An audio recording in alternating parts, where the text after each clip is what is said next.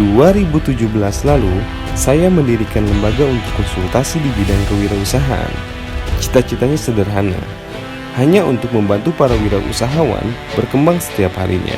Cerita itu bermula tatkala saya perhatikan keadaan masyarakat yang masih memandang sebelah mata terhadap para wirausahawan, terlebih status sosial orang yang bekerja atau para pekerja dalam sebuah perusahaan besar lebih terhormat dibanding para wirausahawan. Karyawan perbankan, engineering perusahaan otomotif, manajer perusahaan tekstil, bahkan PNS dipandang lebih tinggi derajatnya dalam status sosial masyarakat. Ya pantas kalau gitu, jumlah pengusahanya gak pernah tembus di atas 5%. Padahal bisa disebut negara maju itu kalau jumlah pengusahanya minimal 14%.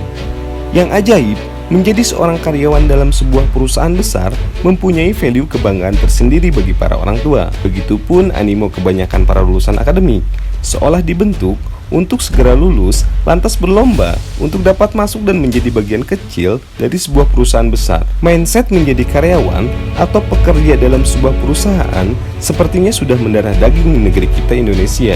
Coba saja cek, saat reuni atau mendapati pesan dalam akun sosmed, teman lama pasti selalu bertanya, "Kerja di mana sekarang bro?" Atau, "Say, kerja apa sekarang?" Begitu biasanya cara wanita berkata dengan kalimat say. Saya tidak tahu pasti apa maksud dari kata say. Semoga saja sayang, bukan saiton. Oke, kita flashback ke belakang. 2017 lalu, saya dirikan sebuah lembaga untuk berhimpun dan berdiskusi para wirausahawan pemula yang hari ini kita kenal dengan nama bisnis startup. Rata-rata anggota kita adalah generasi muda. Kalaupun ada generasi tua, tetap saja spirit usaha mereka bak kaum muda. Oleh karenanya, saya namakan lembaga ini Bangsawan Muda Indonesia. Bangsawan secara terminologi adalah kelas sosial tertinggi dalam masyarakat pramodern. Sedangkan secara filosofi, saya buat kata bangsawan ini adalah singkatan dari bangga sebagai wirausahawan.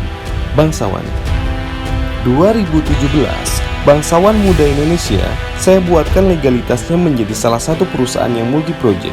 Berbekal pengalaman merintis beberapa usaha dan beberapa kali terjatuh, tersungkur, dan bangkit lagi, Bangsawan Muda Indonesia kemudian membuat serta merambah sektor bisnis baru sebagai lembaga konsultan bisnis dan manajemen khususnya untuk para UMKM. Hal ini disambut antusias oleh para pelaku usaha mikro kecil dan menengah. Maka mulailah saya buatkan kelas bisnis untuk para pelaku UMKM. 2019 ini, saya bertemu lagi kawan lama sekaligus saudara seperjuangan saya, Kang Ajis. Beliau biasa dipanggil. Pernah suatu waktu saya tanyakan, "Bro, nama aslimu kan Ajis, pakai S. Nah, kenapa di setiap kesempatan dikenalkan dengan nama Ajis, pakai Z?" Dengan muka datar dia jawab, "Kalau pakai S, nanti dingin." Persis dia jawab dengan perasaan dingin seperti es. Bak gayung bersambut, Bangsawan Muda Indonesia berkolaborasi dengan perusahaan yang dirintis Kang Ajis, sebuah perusahaan berbasis digital live di bidang fashion. Dengan beberapa kali diskusi yang panjang, kita sepakat untuk membuat program social impact yang dampaknya tak hanya dinikmati oleh para pengusaha, namun masyarakat sekitar pun mendapat manfaat dari perusahaan yang kita dirikan. Pun, tujuan utama kami untuk membuat kemanfaatan untuk para pelaku wirausaha tetap dijalankan. Kami sedang membuat sebuah platform kombinasi berbasis Android dan iOS yang membantu para pelaku usaha untuk menitipkan produk usahanya untuk kita iklankan. Gratis alias nggak bayar, asal sesuai spesifikasi yang kita sepakati bersama.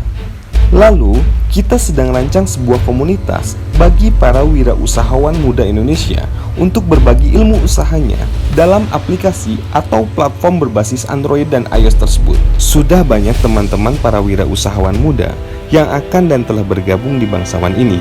Hampir di seluruh Nusantara sudah terkumpul para bangsawan. Ngomong-ngomong, kamu yang ngelihat video ini tertarik untuk bergabung dengan Bangsawan nggak?